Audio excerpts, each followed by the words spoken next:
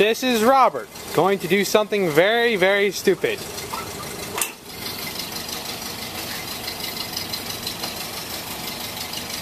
Notice, that's a Land Rover. And that is all attached to that.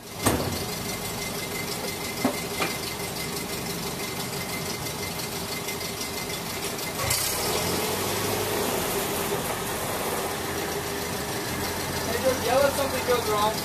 Okay. Let me go slow first.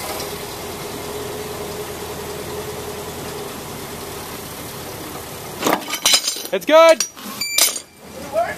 Yeah, I got it. Alright, for those of you who may have noticed, in my past couple of videos I've been driving my pastel green 88. This here's our other rover. This is the Family 109. It's a 67 2A my dad built from the ground up. And while my 88's been put up in the garage for the winter, I've been using this as my all-around driver and off-roader when I come home on breaks. And it still has the stock rear axle.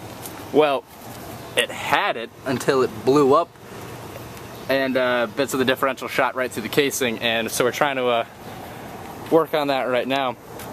And I got one of the half shafts out, the other one was stuck in there, and I tried putting a metal rod through and beating on it with a hammer, and still no prevail. I loosened up the differential, that would not come out, and there was no way to really get the shaft out.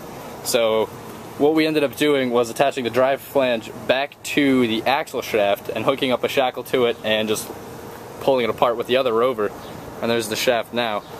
It was probably not the safest or cleanest way to do it, but it did work. And so I'm going to pull the differential in a couple minutes and we're going to see all the metal shavings in there, and if you just listen to it shake, you can almost hear the bits of gear teeth rattling around in there. Well, we finally got the differential pulled, and when these things fail, they fail big, or in this particular case it failed and we kept driving with it. Our fault. But anyway, you can just look at all of the treasure the differential left inside the casing, and in certain bits you can see daylight where some of the the teeth blew through the casing, and we're going to end up having to seal this up with either weld or some epoxy. But I think a replacement differential is the only way to go at this point.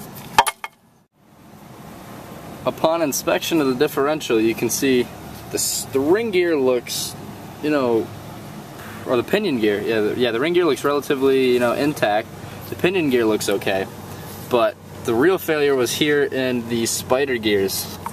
As you can see, that's all crumbled and shattered, and what were the other gears are in the casing. And one thing I did just notice is look at the crack in the carrier. I didn't notice it at first, but I saw the black line and I felt over it with my fingernail, and that's not a grease or anything. That is a crack going all the way through. If we kept driving on this any longer, the failure would have been much, much worse.